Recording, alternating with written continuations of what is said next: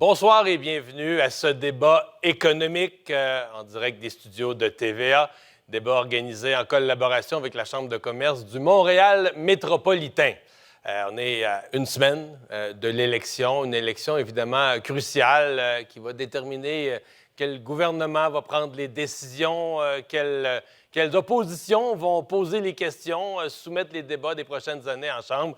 Alors, on va aborder aujourd'hui, évidemment, un thème très important, l'économie. On va le creuser un peu plus. On a du temps pour parler économie. La Chambre de commerce du Montréal métropolitain, évidemment, il y aura des enjeux métropolitains, mais à travers ça, c'est véritablement toute l'économie du Québec, là, tous les enjeux économiques qui vous concernent, citoyens, contribuables, entrepreneurs aussi. Alors, ce sera vraiment une occasion pour vous de vous familiariser avec ce que pensent chacun des partis. Ils ont leur vision, ils ont leur programme, ils ont leurs grands enjeux pour l'économie du Québec. Le but, évidemment, c'est que les échanges vous permettent, soient éclairants, que ça vous permette d'avoir une idée plus éclairée de ce que propose chacun des partis. On a un public en studio. Je les salue, je les remercie d'être là, les invités de la Chambre de commerce, mais il ne faut pas les entendre. Les codes directifs ont été donnés, pas d'applaudissements, ni de signes d'approbation ou de désapprobation avec ce que nos candidats auront à dire ce soir. Mais sans plus tarder, je les introduis, les 5 représentants désignés par chacun des partis pour ce débat économique. Jacinthe-Ève Harel, candidate dans Port-Neuf du Parti conservateur. Bienvenue. Bonsoir. Stéphane Fauguin, candidat du Parti québécois dans Hochelaga. Bienvenue. Bonsoir. Éric Girard, candidat dans Groux de la Coalition Avenir Québec. Bienvenue. Bonsoir. Marc Tanguay, candidat libéral dans la circonscription de La Fontaine. Bienvenue. Bonsoir, M. Dumont. Et Simon Tremblay-Pepin, candidat dans Pointe-aux-Trembles pour Québec solidaire. Bienvenue. Bonsoir. Alors, sans plus tarder, je vous explique, je vous détaille un peu ce que seront les règles du jeu pour les gens à la maison aussi. Alors voilà, donc 5 thèmes qui seront abordés durant la soirée. Pénurie de main-d'œuvre, productivité, innovation, transition écologique et énergétique, les infrastructures, gestion fiscale, gestion des finances publiques. Pour chaque thème, une question générale va être posée. Tour à tour, vous allez pouvoir fournir votre réponse, la vision de votre parti. 1 minute 20, pas plus. Et ensuite, pendant 7 minutes 30, on aura l'occasion de débattre. Vous pourrez échanger, nous dire pourquoi votre idée est meilleure que celle de l'autre pour aider les gens à se faire une idée. Je vais conclure ces périodes d'échange par une question éclair. Éclair.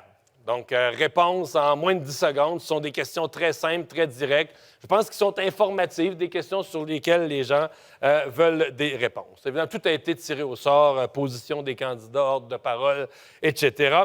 Sur ce, je vous souhaite à tous un excellent débat et aussi à vous à la maison.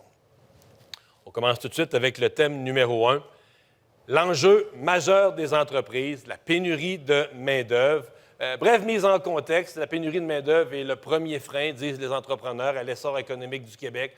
Plus de 255 000 postes vacants selon le dernier recensement. Évidemment, c'est en augmentation. Les besoins criants du marché du travail augmentent le risque que des jeunes ne complètent pas leurs études, fassent le saut plus rapidement vers le marché du travail sans obtenir leur diplôme.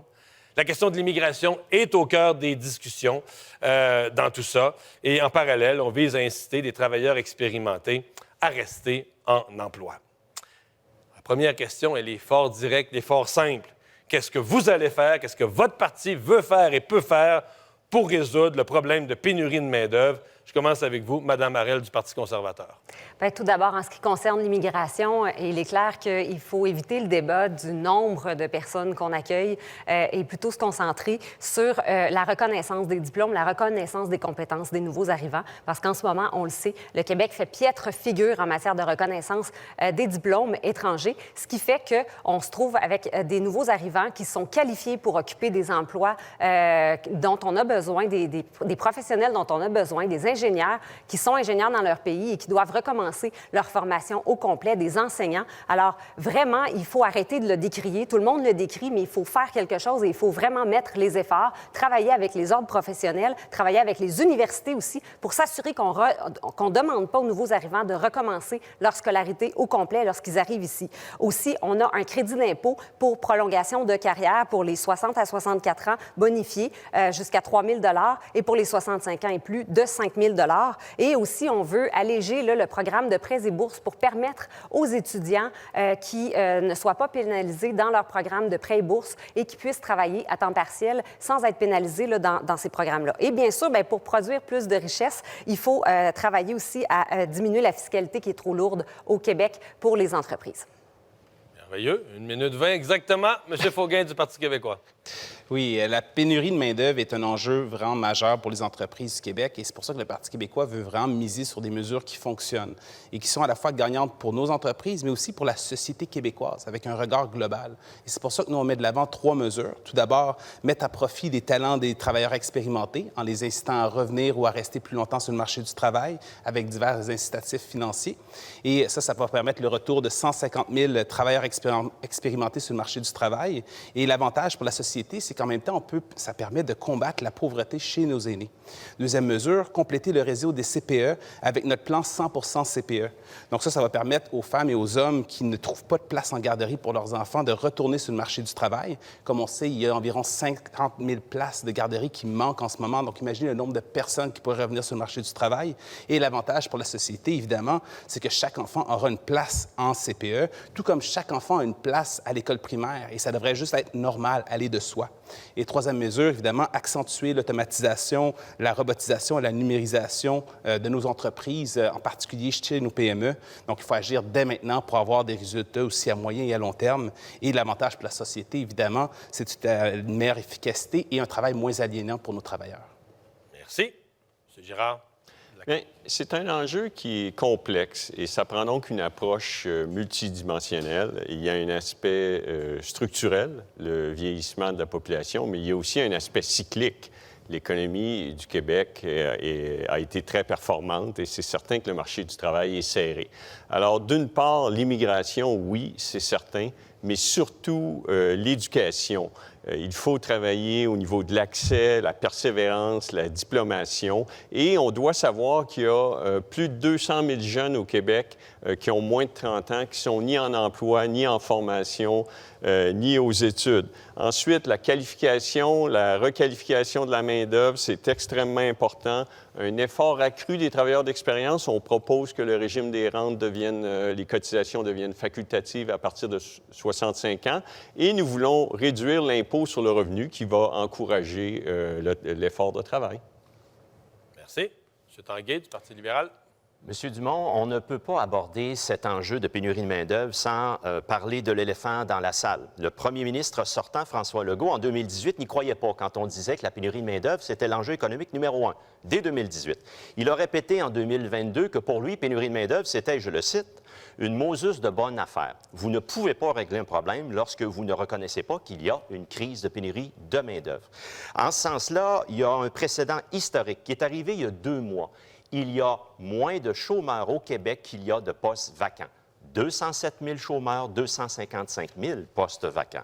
Alors, réellement, il faut reconnaître la crise et avoir un plan complet. Au Parti libéral du Québec, nous avons un plan essentiellement en 4 axes. D'abord et avant tout, travailleurs expérimentés. Faire en sorte que nos personnes de 65 ans, 62 ans et plus ne paient pas pour aller travailler. Donc, diminuer leur impôt sur le premier 30 000 pas d'impôt sur le premier 30 000 et faire un congé de Régie des rentes du Québec. Travailleurs expérimentés. Ça prend, M. Dumont, également beaucoup plus d'automatisation pour être plus performant. Mais aussi, troisième élément, il faut requalifier notre personnel, des travailleurs également expérimentés qui pourraient, en ce sens-là, avoir besoin de formation. Et on aura l'occasion de parler de l'immigration et de la nécessité d'en faire une régionalisation. Merci. M. Tremblay-Pepin de Québec solidaire. Merci, M. Dumont. Bonsoir. Je me suis promené un peu pendant cette campagne et de Pointe-aux-Trembles, où je me présente, jusqu'à Chibougamau, les travailleurs, les travailleuses, les employeurs disaient tous la même chose. On a besoin de renforts, on a besoin d'aide. Et une façon d'apporter de l'aide, oui, pas la seule, mais une de celles-là, c'est d'avoir des personnes immigrantes qui viennent au Québec pour travailler, pour faire leur vie. On fait du débat sur les seuils d'immigration un débat très politique. À Québec solidaire, on vous propose d'éliminer cet élément politique en créant un comité qui va avoir pour responsabilité de déterminer le seuil. Nous, on pense qu'il va se situer entre 60 000 et 80 000 personnes immigrantes qu'on va accueillir au Québec, mais pour ça, il faut bien les accueillir. Pour bien les accueillir, il faut régionaliser l'immigration. Nous avons des propositions là-dessus, mais aussi, il faut donner une voie rapide aux gens qui sont déjà ici au Québec pour, à partir de l'immigration temporaire, entrer dans une immigration permanente et s'établir au Québec pour pouvoir travailler avec nous. Et ça, il y a plein de gens déjà sur le territoire du Québec qui sont prêts à venir ici et à nous aider et à rester au Québec pour participer à notre effort collectif. Merci. Merci. Je lance la discussion pour ce qui sera la phase débat. Le Québec, l'économie du Québec ces dernières années a dépendu de centaines de milliers de travailleurs étrangers qui sont venus. Est-ce qu'il faut continuer à miser là-dessus, miser davantage sur l'immigration économique comme telle? Vos partis ont des seuils d'immigration très différents, allant de baisse à des hausses importantes. Qui veut saisir la balle au bon? M. Tanguay, sur l'immigration. M. Dumont, en matière d'immigration, François Legault n'a aucune crédibilité lorsqu'il a affirmé devant le Conseil du patronat que lorsqu'il entre, et je le cite, « À chaque fois que j'entre un immigrant qui gagne moins de 56 000 j'empire mon problème. » Fin de la citation. Comme premier ministre sortant, vous ne pouvez pas aborder l'enjeu de l'immigration sous cet aspect-là. Quel message vous envoyez à l'international? Quel message vous envoyez à nos éducatrices en service de garde qui, après 30 ans, ne gagneront même pas ça, 56 000? Aujourd'hui, c'est 55 000 qu'elles gagnent. Alors, il y a un enjeu, et l'immigration, M. Dumont, je reviens sur notre proposition, nous voulons que les régions nous disent. Au Parti libéral du Québec, c'est 70 000 le seuil comme ça l'est présentement, et faire en sorte que l'on demande aux régions quels sont vos besoins en main-d'œuvre, et là, qu'il y ait un dialogue avec les régions. Parfait. Qu'en sera-t-il maintenant si vous accueillez ces milliers de nouveaux arrivants, du logement, services de garde et ainsi de suite? Mais c'est d'abord une question que l'on va poser en partenariat avec les régions et qui vont nous aider à déterminer notre capacité d'accueil. Réplique? C'est-à-dire que nous, on a regardé, on veut amener le Québec à un autre niveau de croissance. Et lorsqu'on a fait les simulations, 80 de l'effort de croissance devra venir de la productivité et 20 de l'offre de travail. Alors, on a fait nos calculs, on a vérifié les simulations et les seuils d'immigration actuels sont suffisants pour avoir une croissance de la population de l'ordre de 0,5 par année, ce qui va être à peu près la moitié de l'Ontario, qui sera à 1 par année. Alors, on a les bons niveaux d'immigration. Il faut travailler sur l'ensemble de la problématique avec la productivité, l'éducation, requalification de la main-d'œuvre. Au Parti québécois, vous voulez les réduire, les seuils, là? Bien évidemment, nous, on veut mettre en place un modèle d'immigration qui est à échelle humaine. Donc, en fait, de faire le lien direct entre plus d'immigration et pénurie de main-d'œuvre.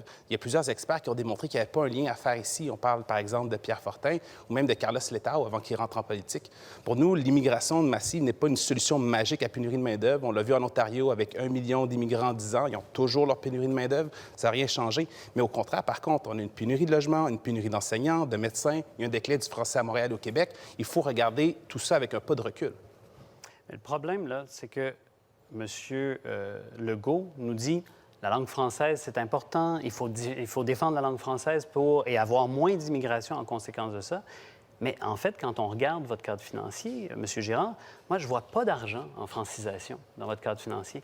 Alors que c'est ça qui est important, c'est que les gens qui entrent au Québec soient francisés. On a besoin d'avoir un travail de francisation qui se fasse. Et je trouve ça déplorable qu'on nous tienne un discours sur la francisation puis qu'ensuite, on ne mette pas l'argent. Mais vous auriez dû lire les 4 budgets que nous avons faits parce que nous avons mis des centaines de millions en francisation et donc c'est intégration. suffisant. On a un accord avec le gouvernement fédéral. Il faut respecter les ententes et on a investi des centaines de millions sur cet aspect déjà dans le précédent mandat. Donc, vous dites on n'a plus besoin de mettre plus d'argent en francisation, c'est ben assez. On va continuer. Je relance sur la question de la formation. L'éducation, évidemment, la formation de la relève sont essentielles. On dit les gens d'affaires dans les sciences, les technologies, l'ingénierie, les besoins sont immenses. Comment on augmente nos taux de diplomation, Mme Harel? Bien, on s'assure que l'école et le milieu éducatif soient attractifs. Au même titre qu'on parle beaucoup là, de la langue française et puis de régionalisation de l'immigration, comme si les nouveaux arrivants, c'était des marchandises qu'on envoyait dans les régions. Là. Mais en fait, pour que les nouveaux arrivants aient le goût d'aller en région, il faut rendre les régions attractives. C'est la même chose pour l'éducation. Il faut rendre nos milieux éducatifs attractifs. Il faut rendre les formations au secondaire, au collégial et à l'université attractives attractive et c'est la même chose en ce qui concerne, selon moi, la langue française et la régionalisation de l'immigration. Il faut simplement, plutôt que de contraindre et d'utiliser la coercition, il faut rendre ça attractif et les choses vont se faire d'elles-mêmes, là. Donc, les jeunes vont rester à l'école et ils vont être interpellés par nos programmes. Mais qui propose la Je pense que coercition? le débat ici nous amène à parler de l'éducation, qui est un enjeu majeur. Alors, en termes d'éducation, M. Dumont, il est important de noter que nous avons annoncé aujourd'hui, Dominique Anglade a annoncé la proposition libérale, 4 milliards investir dans nos infrastructures, dont 500 millions pour la qualité de l'air. Une fois qu'on a parlé de ça, M. Dumont, on est dans le contexte de pénurie de main-d'œuvre. D'ici 2030, ce seront 40 de nos professeurs qui quitteront la profession. Comment on les remplace, puis comment on fait ce débat-là? Encore une fois, c'est une Moses de bonne affaire pour François Legault. Et une dernière chose, M. Dumont, lorsqu'on parle d'éducation, il faut parler de décrochage scolaire. Nous avons proposé au Parti libéral du Québec que l'accès à un service de place, à une place en service de garde, soit garanti au même titre que la place que vous avez de garantie lorsque vous allez en première année, lorsque votre enfant va en première année. On parle d'agir tôt et de prévenir déjà, M. Dumont, avec les professionnels, le décrochage qui pourrait être du décrochage scolaire. Je suis content d'entendre M. Tanguay parler de la pénurie de main-d'œuvre dans le secteur public. C'est un élément extrêmement important. Le problème, c'est qu'aucun de mes collègues a mis dans son cadre financier des sommes pour améliorer les conditions de travail dans le secteur public. On regarde vos cadres financiers et il n'y a aucune somme qui s'y trouve pour pouvoir améliorer ces conditions de travail, alors qu'à Québec solidaire, on met 1,5 milliard en dernière année par année. Vous avez réagi fort, M. Girard. Je m'excuse, vous avez manqué un bon budget. Là, on a mis 1,9 milliard pour 6 de votre cadre secteurs financier. stratégiques Votre cadre financier, dans M. un Girard. budget. Oui, mais votre Nous cadre étions le financier, gouvernement. qu'est-ce que on vous a nous mis proposez? 1,9 milliard pour les 6 secteurs stratégiques pour s'assurer avec des bourses perspectives infirmières pour continuent encourager de les étudiants démissionner, M. la Girard. diplomation dans ces domaines clés. M. Faugain. Oui, mais au-delà de ça, là, si on parle de pénurie de main-d'œuvre dans le milieu public, là, on s'entend qu'on a des services publics qui sont en ce moment sous-financés. Et en ce moment, il y a juste le Parti québécois ici qui propose aucune baisse de taxes ou d'impôts. Les baisses de taxes et d'impôts, là, c'est un aller simple vers l'austérité. On a déjà joué dans le jeu, on sait c'est quoi. Les gens qui travaillent dans le public, là, ne comptez pas sur des partis qui proposent des baisses de taxes ou d'impôts. Nous, ce qu'on veut, c'est réinvestir dans les services publics pour s'assurer qu'il y ait assez de ressources pour accompagner les enfants. Et ça passe dès la petite enfance. C'est pour ça qu'on veut compléter le réseau des CPE pour avoir une égalité pour tous. Mais ce que vous proposez comme baisse d'impôts, comme pour les travailleurs d'expérience, c'est une baisse d'impôts. Bien, c'est un avantage fiscal pour les retenir. Mais tout n'est pas une question d'investissement non plus. Ce que notre personnel dans la fonction publique demande, c'est d'avoir des milieux de travail attractifs, c'est d'avoir accès à des permanences. On a des enseignants qui attendent 10 ans avant d'avoir des permanences et qui se font promener d'école en école pour faire de la suppléance et qui attendent 10 ans avant d'avoir des permanences. Même chose dans le milieu de la santé. On n'a pas des milieux de travail attractifs et c'est là-dessus qu'il faut agir. Il faut arrêter de simplement promettre des millions et des millions et des millions. Et il faut rendre les milieux de travail attractifs. Dans les écoles, il faut rendre les directions d'école plus indépendantes, plus autonomes, qui aient le pouvoir au sein même des écoles. Mais comment est-ce que Merci. vous allez faire ça en coupant dans le secteur public comme vous proposez Merci. de le faire, Mme Arel? Est-ce qu'on va parler du régime des rentes? On va revenir sur tous les sujets, mais là, celui-ci, ce bloc-ci est clos, son temps est passé. Deuxième thème de la soirée, productivité. Oh, je suis en train d'oublier la question la plus importante. Quelle gaffe, la question est claire. Moins de 10 secondes, la réponse. Oui ou non? Vous engagez-vous à hausser les seuils annuels d'immigration à plus de 60 000 immigrants par année dès le prochain mandat, dès le début du prochain mandat, Mme Arel? Si on voit que c'est nécessaire, oui. Sinon, non. Bien, clairement, non. On a des seuils d'immigration à 35 000 pour que ce soit à échelle humaine et qu'il y ait une bonne intégration. Non. Actuellement, c'est 70 000 dans notre programme et les régions vont nous aider à cibler selon notre capacité d'accueil. Oui, entre 60 et 80 000. La réponse claire, quand même, brève et claire. Bon, allons-y maintenant au deuxième thème. Donc, la productivité et l'innovation. Pour un Québec à l'avant-garde, on sait que c'est un grand déterminant du succès économique des nations, que la productivité, qui passe par l'innovation. Tous les chiffres démontrent que malgré une certaine amélioration, la productivité de l'économie du Québec reste en deçà de la moyenne canadienne. Nous accusons notamment un retard en matière d'innovation, de commercialisation de nos innovations. Illustration de ça, les faiblesses moyennes des dépenses intérieures brutes en recherche et développement en proportion du PIB. Au Québec, c'est 2,2 %. On compare avec des sociétés comme le Japon, 3,2 3,1 aux États-Unis et en Allemagne. S'ajoute à cela, au Québec, un certain retard en matière de virage technologique dans les entreprises. Alors, la question, qu'est-ce que vous allez faire pour vous assurer que nos entreprises soient productrices d'innovation et qu'on dépasse le stade du rattrapage technologique? Monsieur Faugain, la parole est à vous. Les entreprises du Québec doivent continuer leurs efforts pour accroître leur productivité et elles doivent continuer à innover. Et le gouvernement du Québec doit continuer de les appuyer et de les accompagner en ce sens. Mais là, il va falloir passer au niveau supérieur parce que l'économie des pays développés est vouée à changer et nous devons nous assurer de tirer notre épingle du jeu. En effet, il y a toute la question de la transition écologique et économique qui va être essentielle, mais aussi de manière générale, et on le vit avec la pandémie, le Québec doit être plus autonome dans ses secteurs stratégiques. C'est une question de sécurité nationale. Donc, la question, c'est pas de résister à l'ouverture de notre économie, mais d'avoir la capacité de produire ici et de livrer des services clés pour notre pays. Et ça va passer par une réindustrialisation de l'économie québécoise, faire de l'économie circulaire un principe central de développement pour l'atteinte de l'objectif zéro déchet, favoriser l'émergence de compagnies nationales responsable. Et comme mesure concrète, ce qu'on veut mettre de l'avant, c'est de lancer un programme 2.0 de gazelle verte et responsable. Donc ça, c'est d'identifier et accompagner des PME à fort potentiel de croissance dans des secteurs d'avenir, comme avec la transition juste. On veut aussi intégrer des critères de performance environnementale dans tous les appels d'offres du gouvernement pour inciter les entreprises à innover de manière plus verte et juste et se donner l'objectif que chacune des administrations publiques au Québec serve de banc d'essai et de vitrine technologique pour au moins une technologie propre ou innovation québécoise. Monsieur Girard. Nous sommes condamnés à exceller. Nous sommes 8,6 millions d'habitants en compétition avec la planète entière. Nous avons une stratégie québécoise de recherche et d'innovation qui est le fruit d'un large consensus. Lorsqu'on regarde où on veut amener la croissance du Québec, encore une fois, 80 devra venir de la productivité, 20 de l'offre de travail. Comment est-ce qu'on fait ça? Avec la fiscalité, d'une part, on doit réduire le taux effectif marginal d'imposition sur les nouveaux investissements avec l'amortissement accéléré, le crédit d'impôt sur l'investissement, la déduction sur les innovations, la commercialisation. On fait ça avec l'aide directe. Le gouvernement du Québec et Investissement Québec ont plusieurs programmes d'aide. On intervient, on aide les entreprises à grandir. On fait ça avec le conseil. On a une offensive de transformation numérique. Et bien sûr, les infrastructures publiques ont un rôle à jouer, c'est-à-dire l'Internet haute vitesse, le cellulaire et tous les investissements qu'on fait dans nos cégeps, les centres collégiaux de transformation technologique et nos universités. Oui, M. Dumont, les entreprises que j'ai visitées partout au Québec, parce que j'ai fait quelques tournées là, dans les régions du Québec, nous disent là, pour les PME que les programmes sont mésadaptés. Les programmes visant notamment à améliorer la productivité ou l'automatisation ne sont pas faits sur mesure pour eux ou pour elles. Alors, les programmes doivent d'abord et avant tout, M. Dumont, nous permettre de donner de l'aide aux petites et moyennes entreprises également qui ont le droit et qui ont la nécessité de devoir accès à l'automatisation et à une augmentation de la productivité. Donc, premier élément, revoir nos programmes pour ne pas que ce soit uniquement les plus grandes entreprises qui puissent y avoir accès.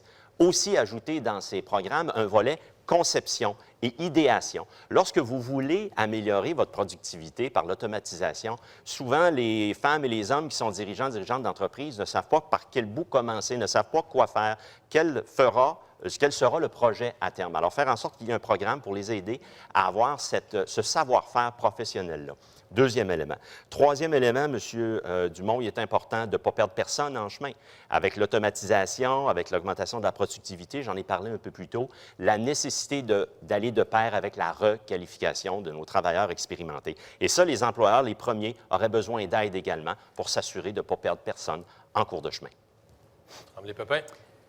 Le rôle du gouvernement du Québec pour Québec solidaire en matière d'innovation, en matière de changement technologique, c'est celui d'orienter, de donner une direction pour que nous puissions réaliser l'objectif le plus important qui s'ouvre devant nous, la transition écologique.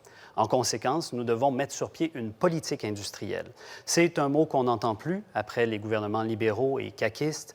Une politique industrielle, c'est de se dire qu'est-ce qu'on veut faire ensemble et comment on veut transformer notre économie pour atteindre ces objectifs. Et les objectifs que nous devons avoir doivent être extrêmement ambitieux. Au centre de cette politique industrielle, Québec solidaire propose de mettre la question des batteries, de la fabrication des batteries. Il y a une filière très riche déjà au Québec, mais elle a besoin de davantage de capital. L'État devrait intervenir dans cette filière davantage qu'il ne le fait.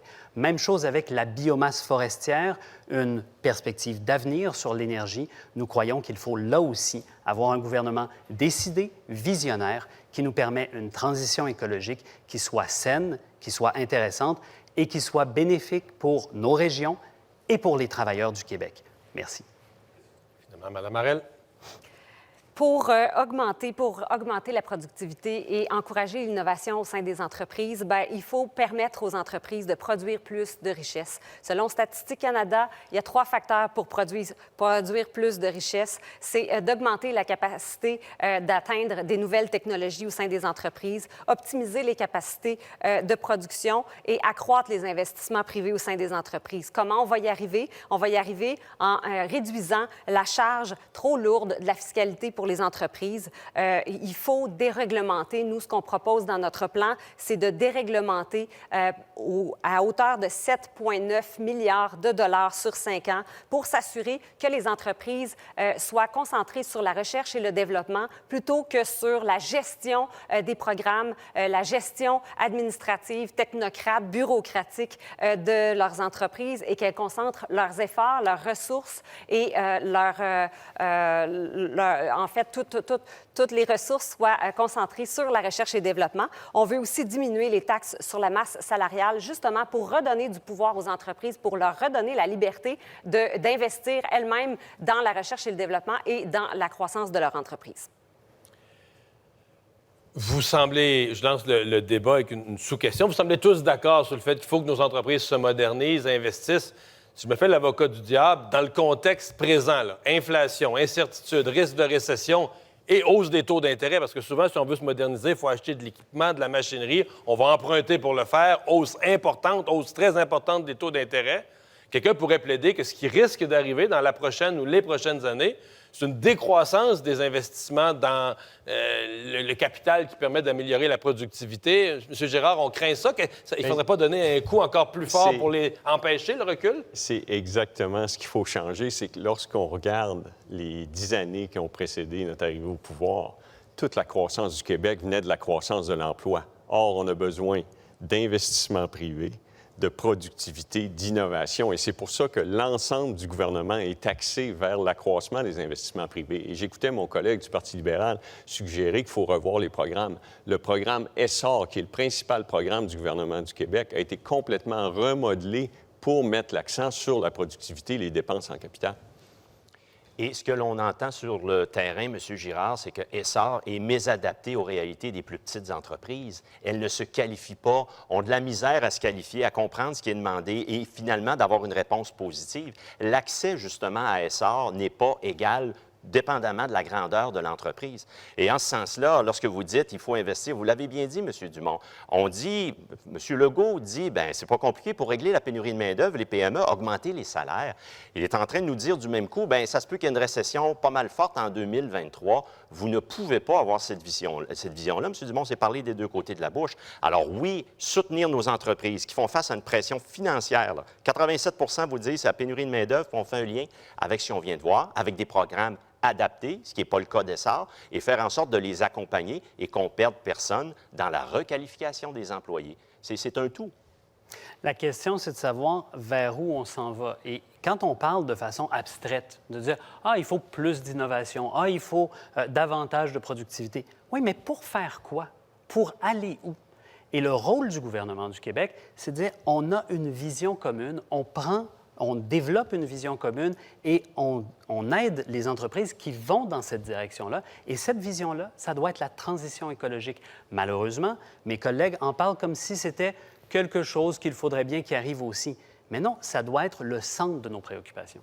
Mais c'est fondamental parce que là, ce que mon collègue parle, c'est d'une politique industrielle. Or, nous, ce qu'on a amené, c'est 130 l'amortissement accéléré, 130 pour les énergies propres, les énergies renouvelables, tout ce qui est lié à la transition énergétique et climatique. On donne l'avantage fiscal le plus important au gouvernement du Québec. Bien, c'est ça. Lorsqu'on parle qu'il y a une récession qui s'en vient, les investissements privés risquent de décliner. En même temps, on doit faire une transition écologique, économique. Bien, c'est l'occasion pour le gouvernement, comme on l'a dit, de donner une orientation vers la transition économique, vers la transition écologique et d'investir, de susciter des investissements privés en étant plus impliqués. Mais pour ça, ça prend une marge de manœuvre. Et comme on le dit, je le disais tout à l'heure, on est le seul parti qui propose aucune baisse de taxes ou d'impôts. Où va être la marge de manœuvre pour réinvestir en pleine récession lorsqu'on aura déjà baissé les taxes et les impôts? On n'aura plus de marge de manœuvre. C'est l'austérité qui nous attend. C'est pour ça qu'on dit qu'il faut être rigoureux dès maintenant si on ne va pas être pris en pleine récession avec aucun moyen.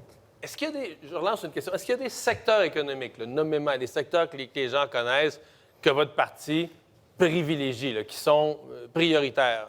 Bien, en fait, c'est que là, tout ce qu'on parle, tout ce que parlent mes collègues depuis tantôt, là, ça touche les gestionnaires, ça touche les entreprises, les grosses entreprises, les entreprises qui ont les moyens de se payer des lobbyistes, les entreprises qui ont les moyens d'avoir des ressources affectées à la recherche de subventions, à l'administration des demandes de subventions. Et à ce moment-là, bien, toutes les petites, les vraies petites entreprises, les entrepreneurs qui débutent, les entrepreneurs qui ont peine à arriver parce que, justement, on parle de pénurie de main-d'œuvre, bien, elles n'ont pas les moyens d'affecter des ressources à la recherche de subventions puis au montage financier des demandes de subventions.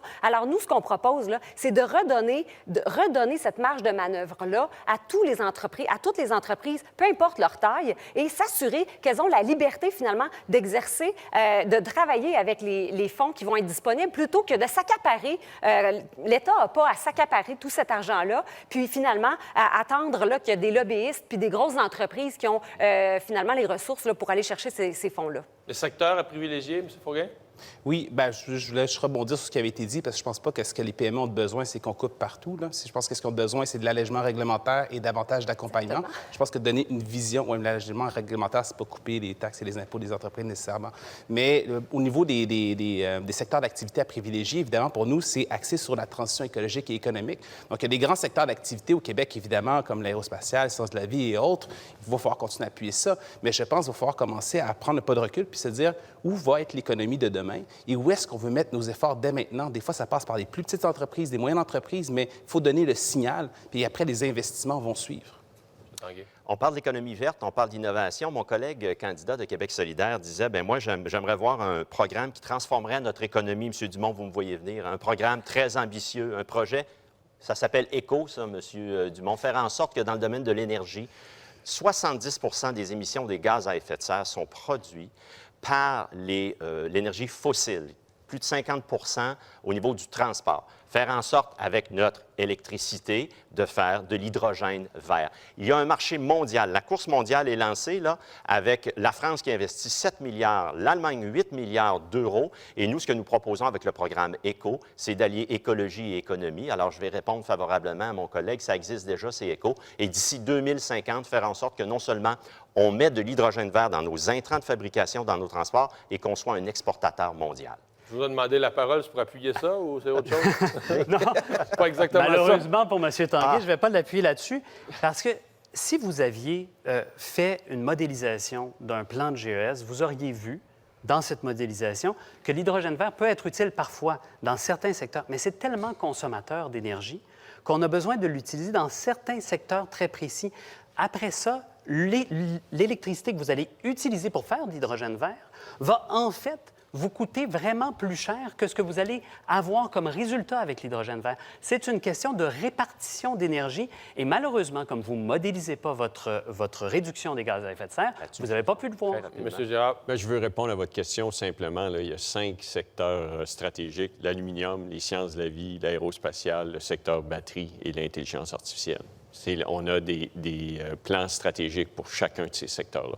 Je sens M. Tanguay qui frétille de terminer sur ECO. Mon collègue, je vais désolé de décevoir mon collègue candidat de Québec solidaire. On ne va pas appeler ce soir la France, l'Europe et l'Allemagne pour leur dire qu'ils n'ont pas compris et qu'ils font fausse route dans cette course mondiale. Il y a l'opportunité, en ayant une efficacité énergétique accrue, et aller sur l'éolien. L'éolien, malheureusement, avec la CAQ, on a perdu 3 ans. Et avec vous, on l'a privatisé et ça fait des projets. On a développé l'éolien et la bourse du carbone. Vous n'aimez pas le privé. Merci. Merci. Ah, puisque vous parlez du privé, c'est au cœur de la prochaine question, de la question éclair. Les réponses brèves, comme tout à l'heure, c'était parfait. Vous pouvez ajouter une petite phrase après le oui et le non, là, mais oui ou non? Est-ce que, toujours en matière d'innovation, Est-ce que vous comptez accroître la contribution du privé afin d'augmenter l'efficacité du système de santé québécois? M. Faugain. Il faut réinvestir dans les services publics. C'est pour ça qu'on ne veut pas baisser nos taxes et nos impôts. Donc, c'est non? Bien, je veux dire, À la place du privé? en tant que tel, c'est qu'on ne veut pas rentrer de privé dans la santé. Après, ils peuvent contribuer en matière de nouvelles technologies que l'État achèterait, mais pas de plus de privé dans la santé. M. Girard? Oui, mais payé par l'assurance maladie. Il y a des listes d'attente. Il faut que les Québécoises et Québécois aient accès aux services par le privé, mais après ça, notamment les agences, non, public. En aucune circonstance, le système de santé, il est public, il doit être public pour être efficace. Oui, l'addition de la contribution santé, du privé en santé, mais payée par la carte d'assurance maladie. Voilà. Vous respectez les règles, c'est beau à animer, je suis privilégié. On est déjà rendu au troisième thème. Des années décisives pour la transition écologique et énergétique. D'ailleurs, dans les deux premiers sujets, vous l'avez à différentes occasions abordé. Là, on parle vraiment de ça. Les sondages récents sur la question sont clairs. Les Québécois veulent que le prochain gouvernement ait un plan solide pour atteindre nos cibles de réduction des gaz à effet de serre. C'est également une priorité des entreprises, soit dit en passant. Récent sondage de la Chambre de commerce de Montréal métropolitain indiquait que 78 des répondants considèrent que la priorité numéro 1 dans le cadre des élections doit être des investissements dans la lutte au changement climatique, mais les entreprises veulent savoir, veulent accélérer le virage vert, mais elles ont besoin d'appui du gouvernement pour investir, adapter leur stratégie. Alors, question, qu'est-ce que vous allez faire pour aider les entreprises à réussir la transition vers une économie plus verte? M. Girard de la CAQ. Bien, nous, notre objectif, c'est d'assurer la transition vers une économie performante et carboneutre. Et puis, nous avons des objectifs de réduction de gaz à effet de serre de 37,5 d'ici 2030 par rapport à 1990. Ça, c'est en vertu de l'accord de Paris. Et zéro émission en 2050.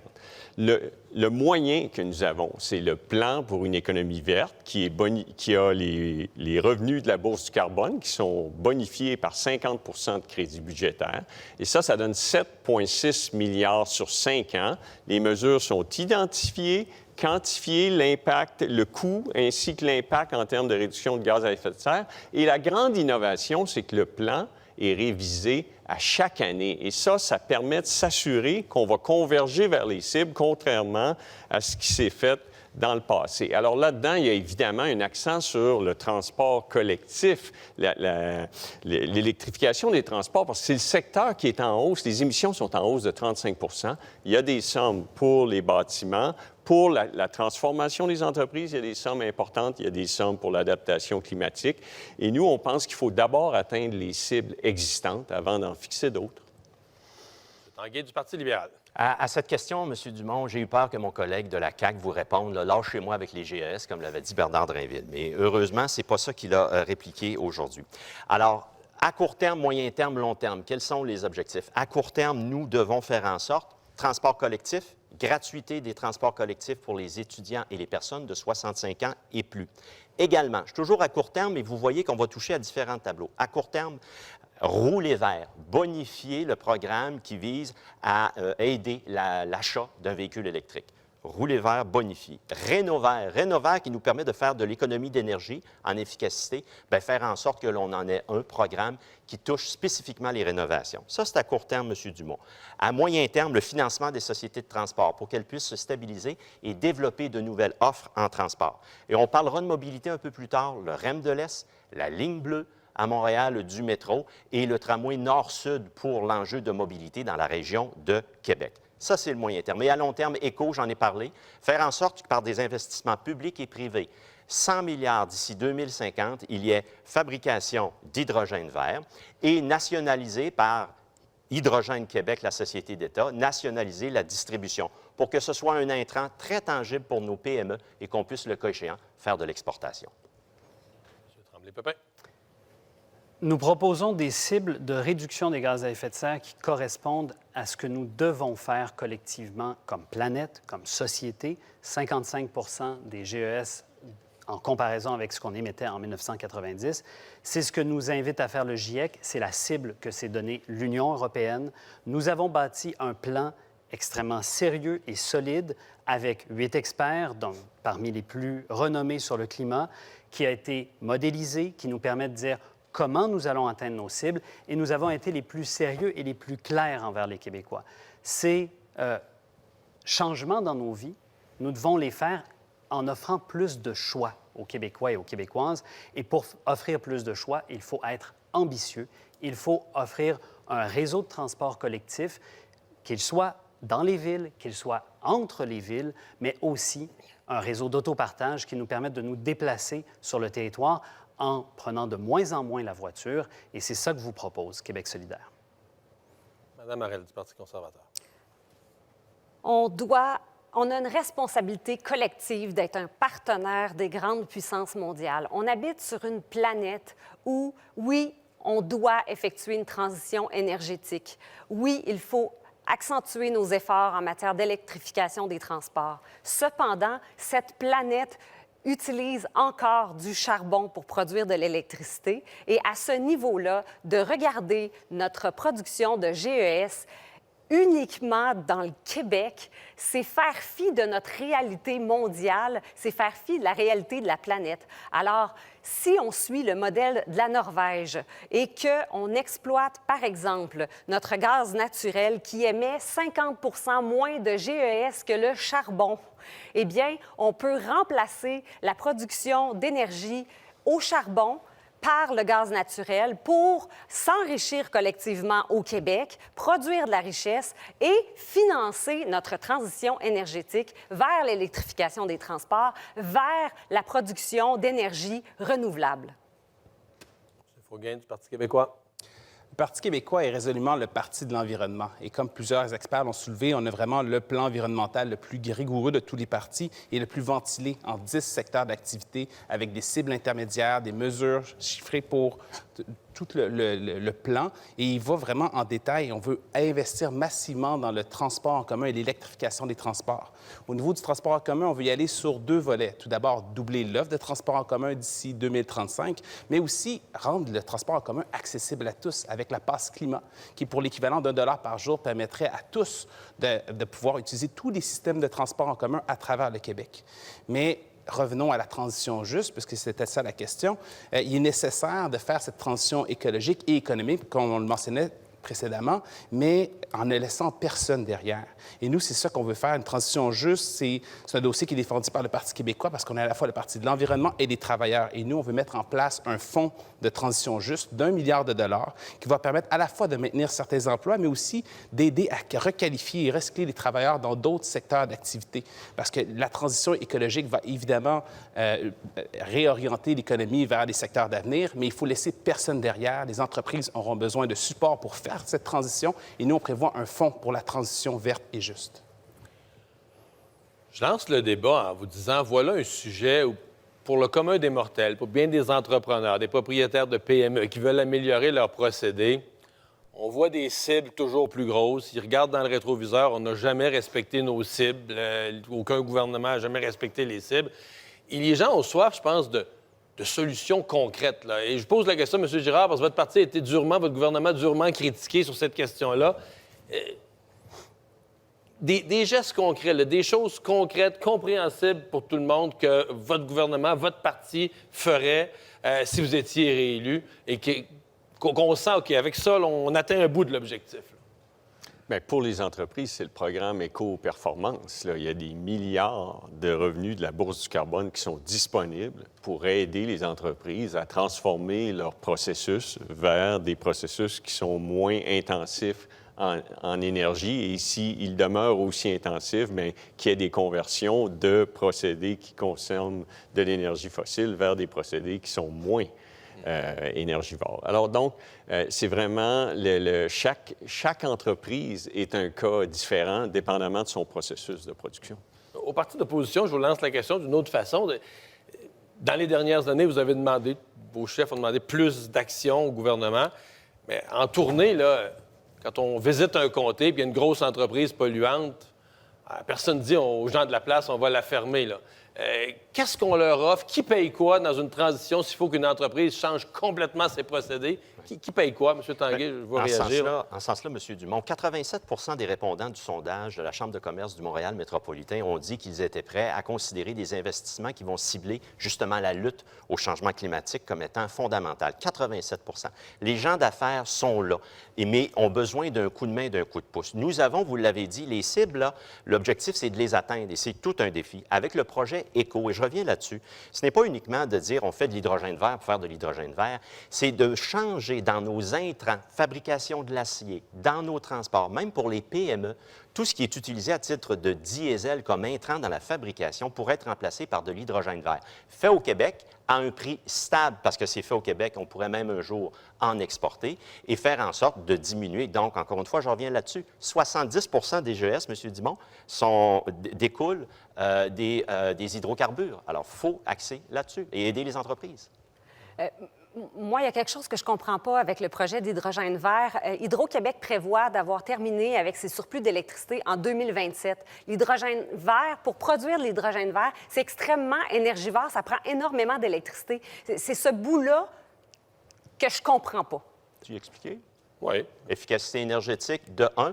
Le térawattheure que vous économisez est celui qui vous coûte le moins cher. Donc, il y a une large portion qui peut aller dans l'efficacité énergétique. Également, au niveau de l'éolien, ça fait 3 ans qu'on a le pied sur le frein avec la Coalition Avenir Québec, l'éolien. L'énergie solaire également et améliorer les procédés. C'est là. On n'a pas le choix, M. Dumont, et c'est tout à fait réaliste. Ce n'est pas suffisant, Marc. J'avais donné la parole avant M. Tremblay-Pépin. Mais au Québec, on a une industrie forestière qui produit une biomasse forestière dont on peut se servir pour faire de l'électricité.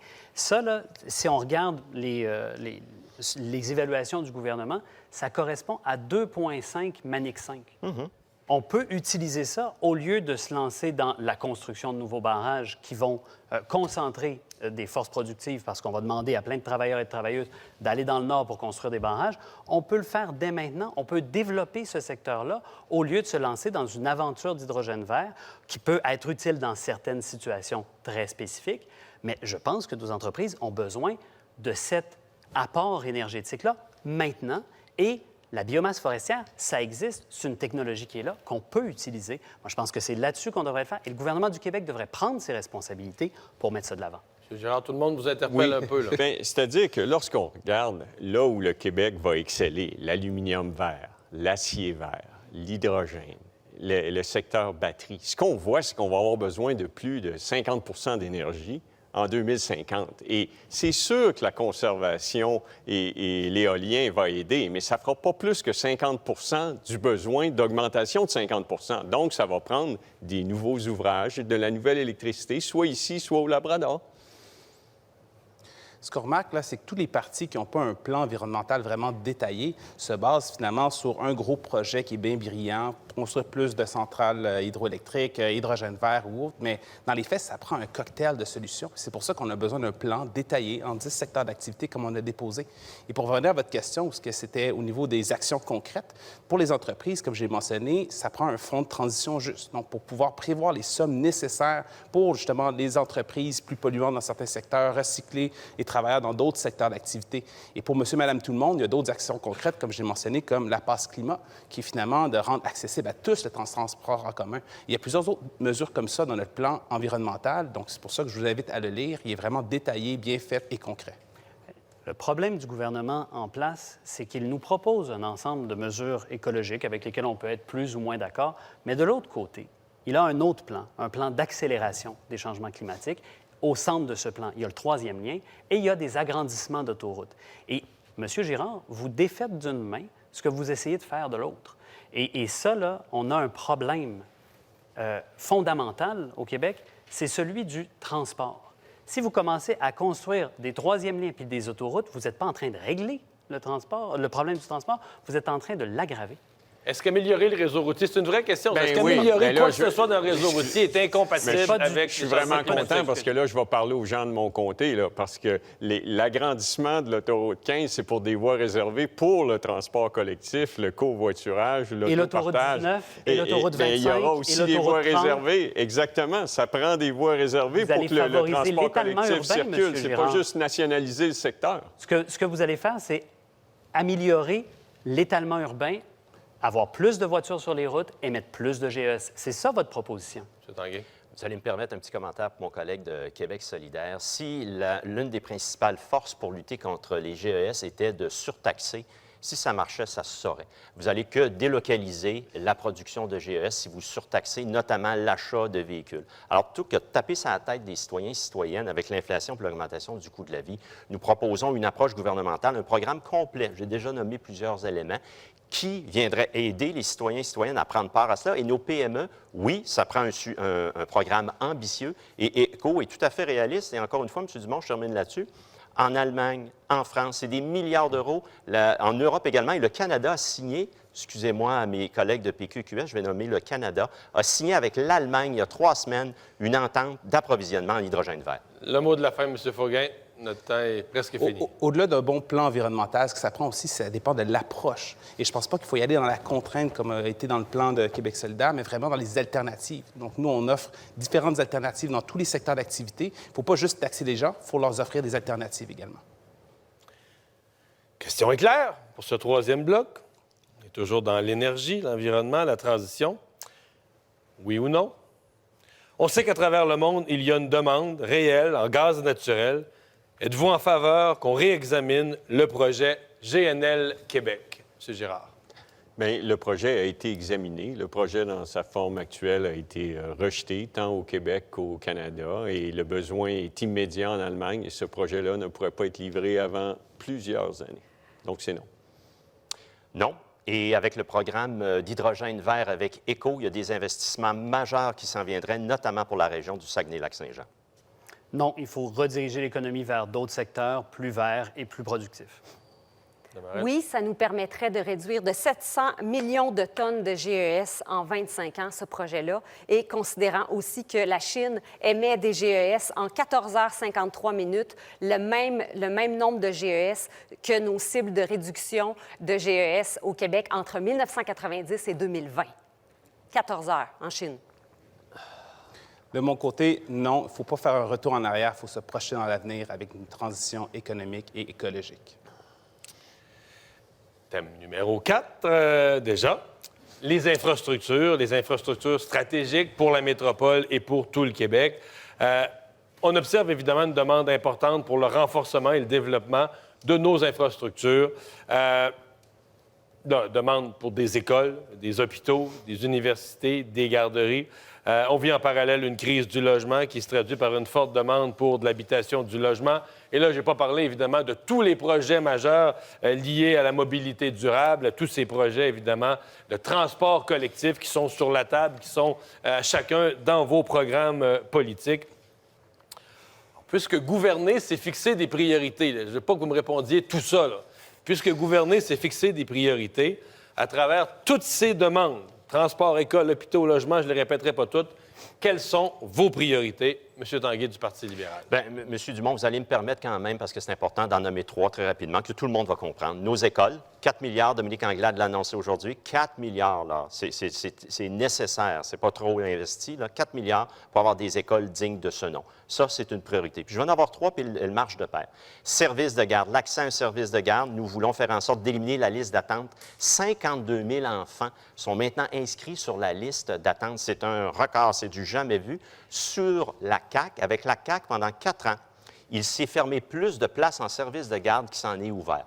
Alors, deuxième priorité après les écoles, des services de garde, dont 85 de ce développement de 52 000 places-là se ferait en CPE. Et le troisième priorité, M. Dumont, parce que comme on dit, tout est dans tout, l'offre de services de mobilité. C'est important pour Québec d'avoir un tramway nord-sud après le tronçon est-ouest. Et savez-vous quoi, M. Dumont? Des études, là, ça va en prendre, puis on va en avoir. Puis on n'essaierait pas de faire croire aux gens qu'on va faire un tunnel avec 100 études et ainsi de suite. Tramway, mobilisation, économie verte, nord-sud. Et pour ce qui est de Montréal, vous me permettrez de citer, même si parfois M. Legault pense que les Montréalais regardent les gens de Québec de haut, ce qui n'est pas du tout le cas. Québec a des projets. Montréal, c'est le REM de l'Est et le prolongement de la ligne bleue du métro. M. Tremblay-Pepin de Québec solidaire. Notre priorité en infrastructure pour la métropole, notre priorité pour Montréal en infrastructure, c'est la révolution transport, c'est une nouvelle ligne de métro qui va vers le nord, c'est étendre la ligne verte de 2 stations jusqu'à Georges V et ajouter plusieurs lignes de tramway. Essayez d'imaginer un instant, dans toutes les villes du Québec, un bon système de transport en commun qui vous permet d'aller facilement au travail. Ensuite, dites-vous, et là, si je veux changer de ville, qu'est-ce que je fais? Eh bien, il y a un système de train, il y a un système d'autobus qui fonctionne, qu'il ne faut pas attendre 4 heures, 5 heures avant d'avoir un passage ou un autre. Imaginez ensuite que, rendu dans cette autre ville, il y a un système d'autopartage où vous pouvez prendre une voiture et aller là où bon vous semble. Ça, c'est un système qui va vous permettre de dire, ben OK, moi, je peux réduire mon nombre d'heures en voiture, je peux peut-être ne pas acheter une deuxième voiture, je peux la laisser à la maison. Voilà ce qu'on vous propose. On vous propose des infrastructures qui vont nous permettre de changer nos habitudes de vie et de prendre de nouvelles habitudes. Et si on ne fait pas ça, si on ne fait pas des investissements massifs, c'est les générations futures qui vont le regretter. Et au contraire, si on investit maintenant, elles vont nous remercier d'avoir fait ce choix. Merci. Madame Harel du Parti conservateur. Nos écoles, quand on aime nos enfants, on ne fait pas juste le dire, on agit, ça se traduit par des actions concrètes. Alors, on va avoir des écoles où l'air est purifié, où l'air est respirable, où l'air est sain. Et on va aussi s'assurer que l'eau est saine dans nos écoles et que ce sont des milieux attractifs pour nos enseignants, que ce soit agréable de venir travailler dans ces écoles-là et que ce soit agréable aussi pour les enfants de fréquenter ces milieux-là. Et on va complètement laisser tomber le projet du tramway, qui est le projet de transport le plus cher au monde, à 205 millions de dollars du kilomètre. Les contribuables québécois n'ont pas le luxe de se payer ce type de dépenses complètement farfelues qui s'étend seulement sur quelques kilomètres, qui va desservir seulement une minorité de personnes, alors qu'on a déjà des autobus et on peut mettre cet argent-là dans l'électrification de notre transport en commun. Il n'y a pas d'acceptabilité sociale en ce moment pour le tramway à Québec. On n'a pas tenu compte des études qui tiennent compte du télétravail. Les études datent d'avant l'époque du télétravail pour justifier le tramway. Et ça va causer du dynamitage pendant 3 ans. Il va y avoir du camionnage au diesel. C'est le projet le plus cher au monde sans tenir compte des dépassements de coûts. Et bien sûr, on va y aller avec un 3e lien périphérique à Québec qu'on attend depuis longtemps. M. Fourguin du Parti québécois. Oui, vous avez parlé de priorité. Moi, je voulais dire tout de suite, santé, éducation, logement, transport en commun. Au niveau de la santé, ce qu'on veut, c'est recentrer le système de santé autour des CLSC, que ce soit le point d'entrée. Et ça, on a prévu des sommes pour ça. Il faut recentrer l'offre autour des CLSC ouverts 12 heures par jour. Il faut aussi tripler l'offre de soins à domicile, parce que nos aînés, ils ont le mérite de vieillir dans la dignité. Ce qu'ils nous demandent, c'est de pouvoir vieillir chez eux. Et aussi, il faut bien s'occuper des gens dans le réseau public. Il faut réinvestir massivement dans les emplois dans le réseau public de santé. Au niveau des écoles vétustes, l'indice de vétusté des écoles est passé de 50 à 59 durant le mandat actuel de la CAQ. Donc, nous, évidemment, on veut réinvestir, remettre les écoles au-dessus de la pile du PQI. Au niveau du logement, nous, on veut construire 45 000 logements d'ici les 5 prochaines années. En ce moment-là, c'est impossible. Tout le monde le vit à travers le Québec. Le gouvernement ne voulait pas le reconnaître jusqu'à la veille des élections. Donc, nous, on réinvestit massivement en logement. Et évidemment, le transport en commun. Je l'ai mentionné, on veut doubler l'offre de transport en commun d'ici 2035. Mais aussi, il y a l'approche qu'on va mettre de l'avant qui va être intéressante. C'est que nous, au Parti québécois, on est vraiment un parti de décentralisation de pouvoir. Donc, nous, ce qu'on va offrir, c'est une enveloppe, 30 milliards de dollars dans le PQI pour les 30 plus grandes villes du Québec. Donc, on va pouvoir... Les villes vont nous dire qu'est-ce qu'elles veulent comme système de transport plutôt qu'on leur offre des beaux dessins avec des belles couleurs dessus. M. Girard de la CAQ. Oui.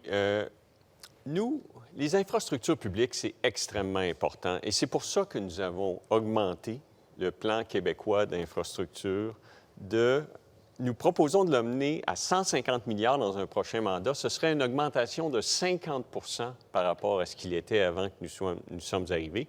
Et toute proportion gardée, c'est 1,5 fois le plan des infrastructures de l'Ontario. C'est extrêmement important, les efforts qu'on fait. C'est nécessaire. 15 milliards par année. Pendant 10 ans, on s'approche des limites de capacité physique de ce qu'on peut réaliser au Québec. Là-dedans, il y a 60 pour le maintien d'actifs, 40 pour du nouveau. Bien sûr, il y a de l'Internet haute vitesse, il y a du cellulaire, mais là où on veut ajouter le 7,5 milliards, c'est le déficit de maintien d'actifs des écoles. Et on a augmenté le budget des écoles d'infrastructure de 100 Mais là, il faut résorber le déficit de maintien d'actifs. Et oui, ça va coûter 3 à 4 milliards. Les logements sociaux, extrêmement importants. Et pour Montréal, ligne bleue, le Royal Vic, le toit du stade, les voies réservées sur l'autoroute 15, tous des projets qui vont permettre à Montréal de rayonner. On dit pour la phase débat, une des questions que se pose en matière d'infrastructure, les gens qui recrutent de la main-d'œuvre, les gens d'affaires, les employeurs, c'est où les loger. Alors, comment allez-vous augmenter l'offre de logements abordables, de logements pour monsieur, madame, tout le monde, dans le Grand Montréal comme dans le reste du Québec? Monsieur Faugain, vous l'avez mentionné rapidement dans votre exposé, le logement social. Je vous lance en premier. Bien évidemment, il faut d'abord remettre l'argent dans le programme Accès-Logis. Je pense qu'en ce moment, le gouvernement a ouvert un autre programme en parallèle pour parler de logement abordable, mais il y a 10 000 logements actuellement qui sont bloqués dans le programme Accès-Logis. Nous, c'est la première chose qu'on fait en arrivant au pouvoir. On met en chantier ces 10 000 logements-là. Par la suite, on veut en construire 5 000 autres par année pendant 5 ans. Et on pense aussi aux logements sociaux étudiants. Donc, c'est 10 000 logements étudiants sur 5 ans qu'on veut mettre en place. Mais il faut aussi prendre un pas de recul. Puis en ce moment, il faut agir sur d'autres éléments que juste construire des logements sociaux. Il y a des logements qui ont été retirés du marché. Nous, ce qu'on propose aussi, c'est de mettre une pause sur Airbnb, qui en ce moment retire des logements du marché pour le financement, pour le besoin personnel des gens. Mais je pense que Logis Notre Monde devrait passer avant. Et également, on veut mettre en place un registre national des loyers parce qu'en ce moment, le monde le constate, certains propriétaires en profitent dès qu'un locataire change pour un autre. M. Tremblay-Pepin. Sur le logement social, nous avons un chantier de 50 000 logements sociaux que nous voulons mettre en place. Nous avons aussi un projet pour les premiers acheteurs. Nous nous inspirons de ce qui se fait juste au sud, au Vermont, des fiducies foncières communautaires, c'est-à-dire la fiducie est propriétaire du terrain, mais ce qu'on vend, c'est la maison qu'il y a dessus. Ça permet d'offrir des maisons à 25 moins chères. Ça permet aussi de garder ces maisons dans un niveau de prix qui est extrêmement accessible pour tout le monde et pour longtemps. Et là-dessus, c'est notre fonds anti-spéculation d'1 milliard dans lequel nous allons investir. Malheureusement, lorsqu'on parle de la crise du logement, parce qu'il s'agit d'une véritable crise du logement, malheureusement, le gouvernement sortant a toujours nié la crise en disant qu'il n'y a pas de crise du logement, alors qu'il y a une crise du logement. Puis on se rappelle, le premier ministre sortant, lorsqu'il n'était pas capable de dire combien ça coûtait un appartement à Montréal, il disait que ça coûtait 500 $. Alors, il y a une crise du logement. Et ça, mon collègue à ma droite, là, M. Girard, disait, écoutez, essentiellement en substance, puis il y aura l'occasion de me reprendre, si jamais, il disait, faut laisser les règles du marché avoir lieu. Alors, nous, ce qu'on dit, pour l'accès à la propriété, taxe de bienvenue, on l'élimine, pleine compensation aux municipalités. Également, accès à la propriété, le RAP, le régime d'accès à la propriété, faire en sorte d'augmenter à 50 000 la portion admissible et aussi faire en sorte que pour l'achat d'une deuxième, troisième maison et pour des rénovations, ce soit également possible. Et en terminant sur l'accès à la propriété, bien d'encadrer les opérations d'achat et revente qui viennent augmenter artificiellement, bien évidemment, le marché. Mais il faut agir. Pas faire comme M. Girard et M. Legault, de dire, bien, c'est les règles du marché, on laisse faire comme ils l'ont fait dans les dernières années. Je viens d'entendre votre nom, là. Bien, je ne peux pas croire que le Parti libéral pense que le privé ne fait pas partie de la solution, là. Les mises en chantier, la demande est extrêmement forte au Québec, l'économie est forte et les mises en chantier sont en hausse de 50 % depuis 2 ans au Québec. Évidemment, le privé s'ajuste, mais il faut faire des logements sociaux et des logements abordables. On a complété les logements sociaux que vous aviez annoncés qui n'étaient pas suffisamment financés. Ça, c'est plus de 15 000 logements sociaux qui ont été faits durant notre premier mandat. Et parce qu'Accès Logis, c'est un programme qui ne va pas assez vite, on a créé un nouveau programme de logements abordables qu'on complète avec des suppléments au loyer. On en promet 12 000 nouvelles unités dans un prochain mandat et on va les livrer. Je vous lancerai une question. Quelqu'un a mentionné tout à l'heure la ligne bleue du métro, là. Je veux dire, quand moi, j'étais en politique, ça commence à faire longtemps, ça fait quasiment 15 ans, c'était sur le bord de se réaliser, c'était là, ça se faisait là. Puis c'est pas encore fait, puis je vais plus large, je veux pas viser personne, c'est plus comment on fait au Québec pour que les projets se fassent, que les projets se réalisent, que les projets aboutissent, respect des délais, respect des coûts, réaliser de beaux projets d'infrastructure. M. Tanguay. Pour ce qui est de la ligne bleue, M. Dumont, quand on a quitté en 2018, le budget était déjà là. Pour la ligne bleue, c'était 4,5 milliards. Les 5 stations étaient prévues. Le dossier n'a pas avancé pendant 4 ans, ce qui fait en sorte que les coûts explosent pour l'expropriation, les travaux et ainsi de suite. Je reviens de façon plus globale. Comment on fait pour livrer des grands projets au Québec? Bien, il ne faut pas faire comme François Legault, pas avoir d'études, puis dire ça va être un tunnel, ça va être 2 tunnels, ça va être 10 milliards, ça va être 6 milliards. D'abord et avant tout, en plus des études, ça prend l'acceptabilité sociale, ce qu'on n'a pas vu, puis je vous donne cet autre exemple-là, le REM de l'Est. Tout ce qu'on a aujourd'hui, après 4 ans de la CAQ pour le REM de l'Est, c'est une facture de 100 millions de dollars qu'on doit à la Caisse de dépôt parce qu'ils sont partis puis ils ne font plus du projet. Si on veut qu'il y ait des projets qui fonctionnent au Québec, il faut prioriser. Et pour prioriser, il faut choisir. Il faut éliminer un certain nombre de projets nuisibles, par exemple le 3e lien, mais aussi des barrages imaginaires qu'on dit « Ah, on va peut-être construire des barrages dans le Nord ». Et il faut aussi dire des autoroutes qui favorisent l'étalement urbain, ce n'est pas des bons projets. Et ensuite, quand on a priorisé, on dit, bien, voilà les projets qui sont importants. Et quels sont ces projets-là? C'est des projets de transport en commun qui nous permettent d'opérationnaliser la transition écologique. Mais c'est exactement ce qu'on fait avec la ligne bleue. Et mon collègue ne vous a pas donné l'heure juste. Le projet va coûter 6,4 milliards. Ben oui, Il est en réalisation et on l'a bonifié le projet parce qu'on va désenclaver ce qui est autour de l'autoroute 25. Alors, c'est un meilleur projet et il est en réalisation. Monsieur Dumont, j'ai une bonne nouvelle pour vous. Ça va se faire. Mais M. Dumont, qu'est-ce qui a été fait pendant 4 ans? Oui, pour répondre à la question, qu'est-ce qu'il faut? Là, il faudrait peut-être arrêter l'interférence politique. Pour tous les gens qui sont à Montréal, là, ils savent, il faudrait peut-être laisser l'ARTM faire son travail.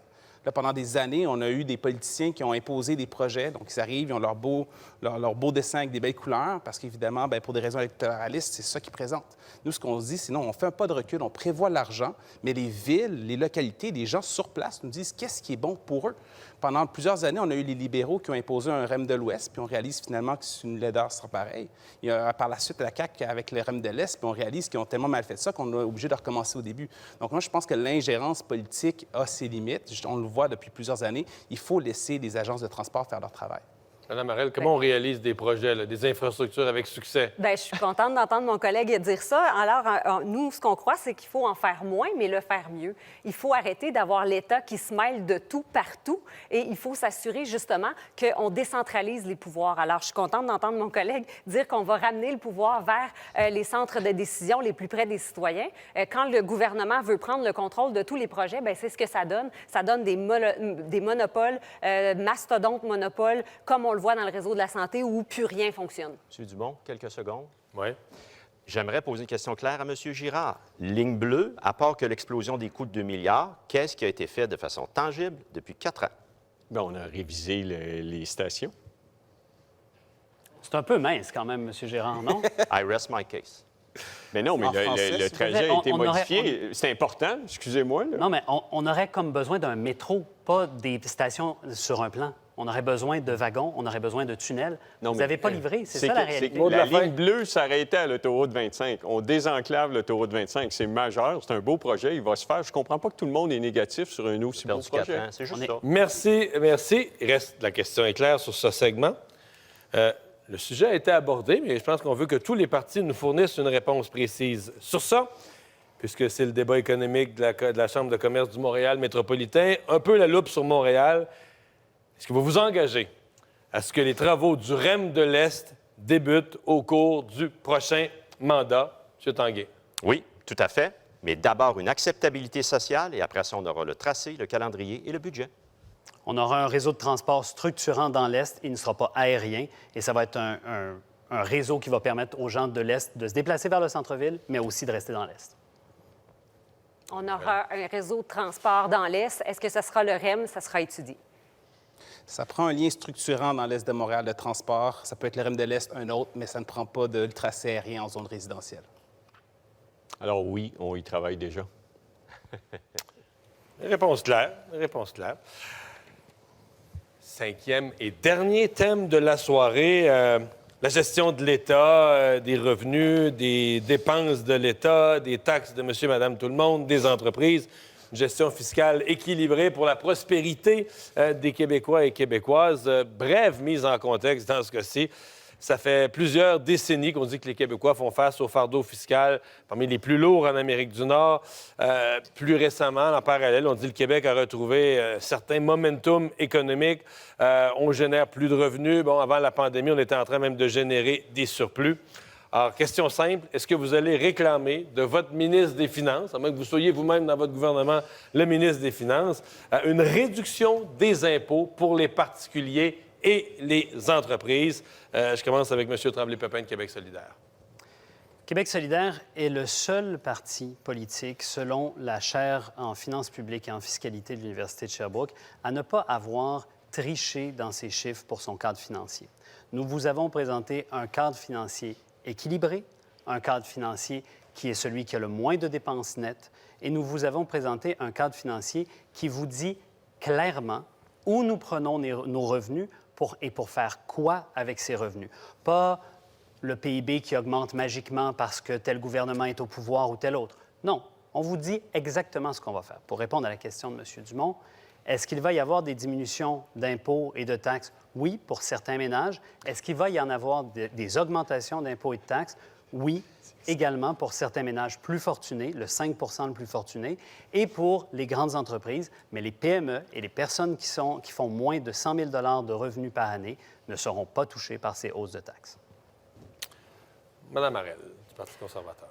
Bien sûr, des baisses de taxes, bien sûr, en prendre moins dans les poches des contribuables, arrêter de siphonner le portefeuille des Québécois pour engraisser l'État. Alors, on s'engage à baisser de 2 points de pourcentage l'imposition des particuliers. On veut rehausser l'exemption personnelle de base. En ce moment, les 15 700 premiers dollars qu'on gagne ne sont pas imposables. Alors, on veut rehausser ce plancher-là à 20 000 Donc, les premiers 20 000 qu'une personne gagnera ne seront pas imposables. On veut suspendre la taxe sur le carburant de 19,2 cents le litre. On veut éliminer la TVQ sur la revente des biens usagés. Et bien sûr, pour les entreprises, on veut réduire les taxes sur la masse salariale. On veut aussi déréglementer, s'assurer qu'on propose aux entreprises un allègement de tout le fardeau administratif, réglementaire et technocratique dans lesquels elles doivent fonctionner et qui, finalement, minent toutes leurs ressources vers cette gestion administrative trop lourde.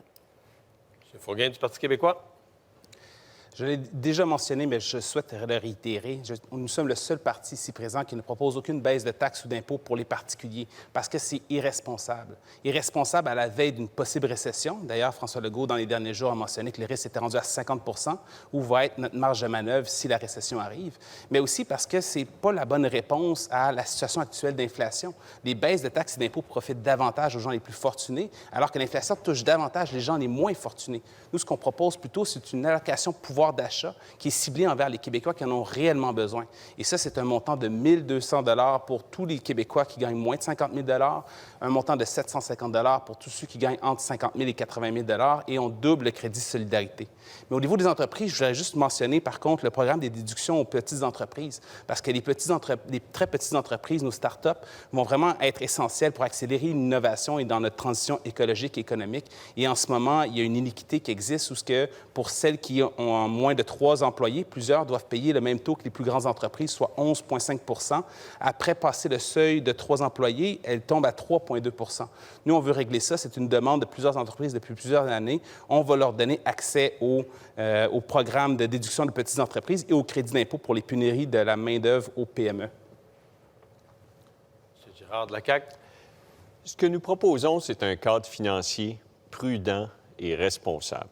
La saine gestion des finances publiques, c'est un élément essentiel d'un bon gouvernement. Et là-dessus, on a un bilan qui est reconnu.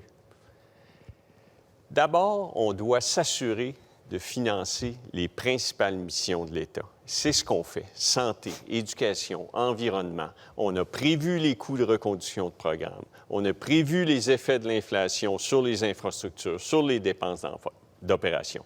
Ensuite, nous voulons revenir à l'équilibre budgétaire en 2027-28 ou avant s'il n'y a pas de récession. Au niveau de la dette, nous avons prévu réduire la dette nette qui est présentement à 38 à 31 en 2033. Ça, c'est inférieur au niveau actuel des provinces, mais bien inférieur à ce qui est prévu par le Conference Board, à 40 pour le fédéral et les provinces en 2033. Et on veut faire tout cela en réduisant le fardeau fiscal des contribuables de 2,5 sur 10 ans, en réduisant les versements au Fonds des générations pour s'assurer qu'il n'y a aucun impact sur les dépenses de programme. M. Tanguay du Parti libéral. Oui, M. Dumont. Alors, d'abord pour les PME, je vais vous répondre de façon très précise 2 mesures pour réduire le fardeau fiscal de nos PME. D'abord, élargir l'application de la déduction pour petites entreprises, DPE, faire en sorte que nos petites entreprises et nos travailleurs autonomes puissent avoir un peu plus d'oxygène. Deuxième mesure, faire en sorte de diminuer et de réduire le taux de cotisation au Fonds des services de santé. Ça, c'est la taxe sur la masse salariale qui vient notamment financer la CNESST par pleine compensation, faire en sorte de leur donner de l'oxygène là-dessus également. Ça, c'est pour nos PME. Maintenant, les citoyens et citoyennes qui nous écoutent à la maison, ce que l'on propose, c'est une baisse d'impôt de 1,5 million sur les 2 premiers paliers d'imposition. Ça, c'est bon an, mal an, 1 125 $ de plus, récurrent, parce qu'on ne va pas reculer là-dessus dans 2 ans, 3 ans, 4 ans, faire en sorte que ce soit dans les poches de nos concitoyens et concitoyennes. Également, taxe de vente du Québec sur la facture d'hydroélectricité, ça n'a pas de raison d'être. Hydro-Québec qui engrange des profits monstres. Et à mes collègues de Québec solidaire qui disent c'est irresponsable de baisser les taxes. Les taxes évoluent, M. Dumont. Les taxes, là, je veux dire, il y a des exemptions qui, avec les années, sont devenues essentielles. Et ça, j'aurai l'occasion de revenir. Sur Hydro-Québec, éliminer la TVQ de 10 9,975, c'est nécessaire. Merci. Question pour relancer le débat. Vous avez tous préparé des cadres financiers. Évidemment, les gens d'affaires, les gens qui s'intéressent aux questions économiques sont des gens pratico-pratiques qui vivent dans le réel. Puis dans le réel, les prochains mois, la fin de l'année, peut-être l'hiver prochain, pourrait être difficile aux États-Unis. En tout cas, Wall Street, ils ont l'air à s'attendre à une récession. Comment vos cadres financiers pourraient réagir à ça, ou comment votre programme ou la façon dont vous avez préparé vos cadres financiers pourrait faire face, permettre aux Québécois de faire face au risque d'une récession qui brasse, qui fasse mal? M. Fauguin. Bien, je risque d'avoir la réponse la plus rapide, puisqu'on a un cadre financier, justement, qui balance, contrairement à d'autres partis qui ont un cadre financier qui ne balance pas, en offrant en plus des baisses d'impôts, réduisant leur marge de manœuvre. Et moi, la question que j'ai pour le gouvernement, c'est, parce que j'ai entendu parler d'un cadre financier qui est responsable, mais qu'est-ce qu'il y a de responsable à réduire le transfert au fonds de génération pour offrir des baisses d'impôts en élection? Je veux dire, c'est de couper le futur pour offrir quelque chose dès maintenant, mais ça ne fait aucun sens. Bien, le Fonds des générations a été créé en 2006. À l'époque, les versements étaient en centaines de millions. Cette année, nous allons verser 3 milliards. Il est prévu que ça va augmenter jusqu'à 5 milliards en 2026-2027. Ce que nous faisons, c'est nous maintenons les versements à 3 milliards et on utilise le 2 milliards pour financer des baisses d'impôts parce que les Québécois sont les citoyens les plus taxés en Amérique du Nord. Mais ce que je ne comprends pas de votre cadre financier, M. Girard, là, c'est que d'un côté, vous nous dites ça va tellement aller bien avec nous autres qu'il va y avoir 1,5 plus de croissance du PIB. Ça, c'est un côté. Mais de l'autre côté, vous puis M. Legault, là, vous jouez au bonhomme 7 heures, puis vous venez nous dire la récession s'en vient, la récession s'en vient. Vous ne pouvez pas tenir les 2 discours en même temps. À un moment donné, il faut choisir. Ou bien on s'en va en récession, puis il n'y aura pas une augmentation de 1,5 du PIB sur toutes les années de votre cadre financier, ou bien on ne s'en va pas en récession. Bien, d'abord, c'est complètement faux, là. Il n'y a pas d'augmentation de 1,5 du PIB sur toutes les années de notre cadre financier. Là, je vous invite à le regarder comme il faut. Et pourquoi nous avons augmenté la hausse de la probabilité d'une récession? Bien, c'est simplement qu'on prend acte de l'agressivité des banques centrales. On est passé de la prévision d'un taux terminal de ce cycle haussier de hausse de taux à 4,5 et en réaction, les indices boursiers chutent, on est dans un marché baissier, alors les conditions financières se resserrent et la probabilité de récession augmente. Vous avez augmenté le taux du PIB dans votre cadre financier. Vous êtes d'accord avec nous? De 0,5 en 2024, 25 et 26, parce que notre objectif est d'amener le PIB potentiel du Québec à 2 Vous, votre objectif, c'est d'augmenter les dépenses, augmenter les taxes, et bien sûr, le dénominateur va être réduit. Vous allez diminuer la taille de l'économie. Ben non, parce qu'on va réinvestir et ça va augmenter le dénominateur. C'est ça qu'on va faire, nous. Vous dites, la crise s'en vient, mais ça va quand même bien aller parce que c'est la magie de la CAQ. Hein? On a les résultats qu'on 10 veut. milliards de provisions. Les provisions sont dans le cadre financier. C'est dans le rapport préélectoral. Il y a C'est ça. deux partis qui ont choisi d'enlever les provisions au cadre financier. Vous rassure, le Parti nous autres, libéral, le Parti québécois. Nous autres, avons on- conservé les provisions. Il y a 10 milliards de provisions dans le cadre financier. Et nous autres, on n'y touche pas. Madame Arel. C'est difficile de faire confiance au gouvernement actuel lorsque le 19 août dernier, 2022, la CAQ a écrit à 60 000 membres de la Fédération autonome de l'enseignement, nous avons la ferme intention de préserver le Fonds des générations. Nous n'allons pas utiliser le versement destiné au fonds pour financer des programmes actuels ou futurs. Ça pose question de savoir que finalement, quelques semaines plus tard, le gouvernement change d'idée. Sur quoi d'autre qui va changer d'idée? On sait aussi qu'au sein de ce gouvernement-là, on a un ministre, Jean-François Roberge, qui a déjà été président de Force Jeunesse et qui est conscientisé à l'effet que Force Jeunesse tient à garder son fonds des générations intact. Le président de Force Jeunesse, Simon Tellès, disait justement à cet effet qu'il faut garder le fonds des générations, garder les contributions au fonds des générations tel qu'il est actuellement pour justement contrebalancer le poids démographique et le fardeau fiscal sur les générations futures. C'est une gestion à très courte vue et électoraliste. Sur le fait de piger dans le fond des générations, on reste là-dessus, M. Tanguay? On ne pige Ben, pas, on nous, réduit on les est, versements. M. Dumont, si vous me permettez, M. Gérard, le Fonds des générations, nous, on dit qu'il est irresponsable d'aller piger dans le Fonds des générations. Fonds des générations qui a un rendement nettement plus élevé et qui vient diminuer notre ratio dette-PIB. Maintenant, vous allez me permettre, au niveau de l'inflation, de ne pas croire sur parole le gouvernement.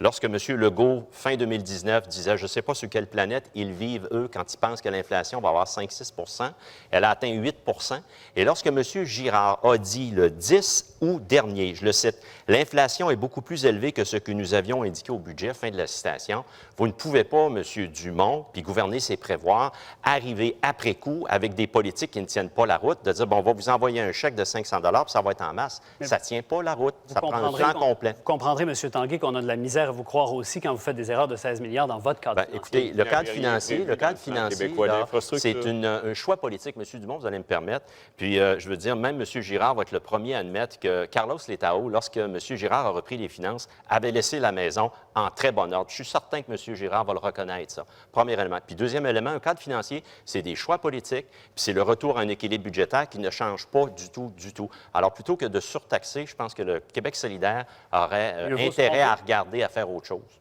Mais c'est une des questions qu'on avait dans le monde des affaires, des propriétaires de PME. Il y a des questions avec le programme de Québec solidaire. Comptez-vous augmenter les impôts, taxes pour les Québécois qui ont bâti un patrimoine, qui ont eu des revenus, en ont accumulé, veulent transférer ça à la prochaine génération? Et qui ça pourrait toucher, là? Bien, je comprends ces questions-là et elles sont légitimes. Moi, j'invite le monde des affaires, comme les gens à la maison, à aller voir notre site web, calculatrice.quebecsolidaire.net. Ils vont pouvoir voir exactement quels sont les impacts de nos mesures sur eux et sur elles. Et ils vont se rendre compte qu'en fait, pour la plupart des gens, ils vont économiser grâce à Québec solidaire lors d'un prochain L'impact, c'est gouvernement. une double taxation. On s'entend que si les gens ont besoin d'une calculatrice automatisée pour faire le calcul, c'est qu'il y a tellement de couches de taxes que ça devient trop compliqué pour les gens. Non, en fait, c'est des, certains choses points, c'est des choses qui réduisent hein, les coûts qu'ils vont on va pas avoir. compris. Vous allez voir. Vous avez 44 milliards de nouvelles taxes et impôts dans votre cadre financier. Et vous, M. Gérard, vous avez énormément de manque d'ambition en termes d'investissement dans le PQI. C'est Pardon? saisissant. Nous avons augmenté le PQI de 50 en 4 ans. Et vous l'avez fait pour des projets majoritairement... M. Tanguay veut la Contrairement à parole. Québec solidaire, on considère qu'une personne, dans un couple, par exemple, monsieur et madame, qui ont travaillé toute leur vie, puis qui ont investi dans leur maison, puis qui ont fini par payer, puis que l'évaluation foncière fait en sorte qu'ils ont une équité qui se rapproche d'1 million, bien qu'on n'a pas à le taper sa tête, ça fait partie de leur fonds de Ça tombe pension, bien. Si et ça que se Québec rapproche d'1 solidaire, million, si vous nous me non permettez plus, de on va pas terminer, les imposer. Québec 44 solidaire milliards de taxes et vient impôts dans votre cadre taxer financier. celles et ceux qui ont travaillé toute leur vie. Il faut le condamner, ça, M. Dumont, c'est inacceptable. Nous non plus, ça tombe bien, on ne va pas taxer les gens qui ont 1 million d'actifs. Et pour les 5 les plus riches, on va demander une légère contribution supérieure face à la crise à laquelle on fait face. Ces On en a gens-là besoin. payent déjà 37 des impôts au Québec. Ben oui. Fin du débat. Ils font 51 des revenus. Reste la question est claire. Est-ce que vous vous engagez à ce que dans leur prochain rapport d'impôt, les Québécois aient un taux d'imposition plus bas Monsieur Tremblay-Papin. On va diminuer le montant personnel de base. Donc, pour la plupart des gens, les gens qui font moins de 100 000 ça va vouloir dire une légère diminution d'impôts. Oui, on est le parti qui propose les plus grandes baisses d'impôts, les plus importantes baisses d'impôts. Non, parce qu'on ne veut pas en aller simple vers l'austérité. Par contre, on leur promet un seul rapport d'impôt. Les baisses d'impôts, c'est pour tous les Québécois qui paient des impôts. Il y aura donc une réduction d'impôts pour les 4,7 millions de Québécois qui paient présentement de l'impôt en 2023. Oui, de 1,5 pour tout le monde qui paie de l'impôt sur les 2 premiers paliers. Et pour les travailleurs expérimentés, pas d'impôt sur le premier 30 000 gagné. Voilà. Ça a bien été tout le long. Il nous reste une dernière étape. Mot de clôture. On est toujours dans un débat économique. Bon, avec mon expérience, je me prépare un petit peu de politique pour les mots de clôture quand même, mais ça sera permis. Vous avez bien fait ça toute la soirée. Donc, dans l'ordre de la première question, on va reprendre ça avec Mme Harel. 1 minute pour nous résumer votre soirée, vous adresser aux électeurs.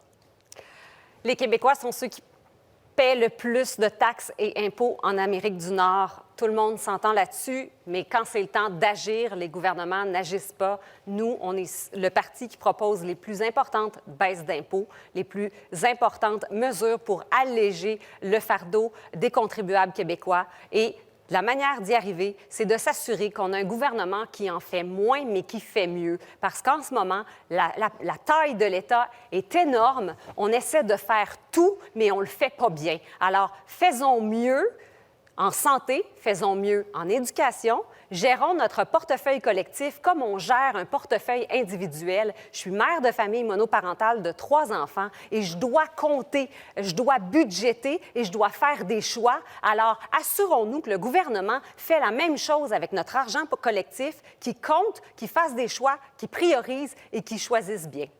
Merci. Monsieur Tanguay du Parti libéral. Oui, alors merci, M. Dumont d'avoir animé ce débat. Merci également à LCN, à Cube Radio et à la Chambre de commerce du Montréal métropolitain d'avoir organisé ce débat plus pointu sur l'économie. D'un côté, vous avez un François Legault qui demande un autre 4 ans, puis il demande de continuer, mais on ne sait pas pourquoi. Quand il nie les crises, crise de pénurie de main-d'œuvre, crise du logement, crise des places en service de garde, etc., comment peut-il prétendre vouloir continuer à nier ces crises et à ne pas apporter de solutions tangibles? En ce sens-là, nous avons besoin d'un gouvernement qui ne divisera pas les Québécois sur la langue, qui ne divisera pas les Québécois au niveau de leur origine, de l'immigration, qui ne divisera pas Québec et Montréal.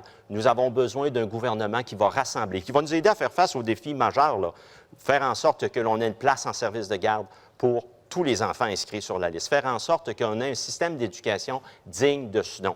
Également, faire en sorte que le coût de la vie, nous puissions aider les Québécoises et Québécois qui sont touchés très, très durement. Et au niveau de l'environnement, avoir un plan tangible, ambitieux pour la lutte au changement climatique. Ça s'appelle ECO et ça se fera sous le leadership, si la confiance nous est donnée, de Dominique Anglade, prochaine première ministre du Québec. Monsieur Tremblay-Papin de Québec solidaire. Ce soir, vous avez vu à nouveau 2 visions.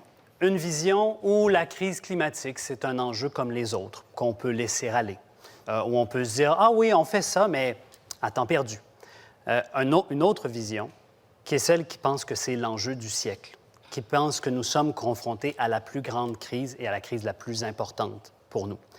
Je me demande sérieusement combien de catastrophes devrons-nous accumuler pour que mes collègues se rendent compte de l'importance de ce qui se passe au Québec, de ce qui se passe dans le monde. Avec Québec solidaire, vous avez un projet extrêmement clair pour pouvoir améliorer notre condition de vie, tout en combattant la crise des changements climatiques, en luttant contre les changements climatiques. Nous avons un plan de GES qui a été approuvé par 8 experts, qui a été modélisé, et nous avons un cadre financier des plus sérieux et sans tricherie pour le mettre en place. Merci. M. Faugain du Parti québécois. Ce soir, on vous a parlé d'économie, on vous a parlé d'avenir.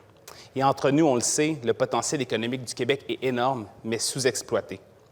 Ce qu'on vous propose, nous, au Parti québécois, c'est de s'assumer et de libérer le potentiel économique du Québec. On vous propose le projet de société le plus rassembleur et le plus inspirant qui soit, l'indépendance du Québec. Et l'indépendance, en somme, c'est juste 3 choses. C'est nos lois, pour qu'elle reflète la réalité du Québec qui est distincte du Canada. C'est nos impôts pour investir dans nos priorités et non pas envoyer ça dans les pétrolières de l'Alberta. Et c'est nos traités pour vraiment profiter des marchés étrangers et non pas être des monnaies d'échange quand les Canadiens vont négocier à l'étranger. Alors, comme le disait si bien M. Parizeau, n'ayons pas peur. Il n'y a aucun pays qui regrette son indépendance. Au contraire, on a tout à y gagner.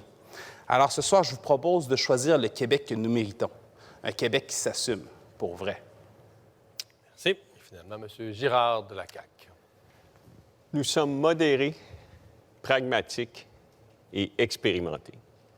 Notre équipe est solide. Nous avons un plan économique qui fonctionne et nous voulons continuer. Notre service public est motivé par l'intérêt supérieur du Québec. Nous voulons gouverner pour tous les Québécois. Les 4 dernières années ont été difficiles. La pandémie a engendré une récession et des défis de finances publiques. Les 4 prochaines années seront aussi parsemées d'embûches. Nous serions honorés d'obtenir votre confiance une nouvelle fois et d'amener le Québec plus haut avec vous. Merci beaucoup. Merci à vous 5. Merci à la fois pour votre discipline, parce qu'on a quand même amené pas mal de contenu, de réponses aux questions des gens. Merci au public pour cette discipline extraordinaire, en espérant que ça a aidé ce tour d'horizon des grandes questions économiques. Évidemment, on était un peu à cheval. Évidemment, on visait des gens qui s'intéressent à l'économie, des gens qui sont eux-mêmes, mais il y en a beaucoup dans nos téléspectateurs qui sont chefs d'entreprise, des fois des petites entreprises avec soi-même comme employé puis une couple d'autres, mais des gens qui veulent savoir qu'est-ce qui s'en vient, qu'est-ce que les partis ont comme vision économique. Alors, c'était un peu un début de la Chambre. Et pour beaucoup d'autres citoyens, mais comme électeurs, on est tous intéressés de voir comment l'économie du Québec va aller. On est tous gagnants si l'économie va bien, perdants si l'économie va mal. D'où donc l'idée d'amener cet éclairage. Alors, j'espère que ça va vous aider en vous rappelant lundi prochain d'aller voter. C'est un réel plaisir de collaborer à l'organisation avec la Chambre de commerce du Montréal métropolitain. Bonne fin de soirée.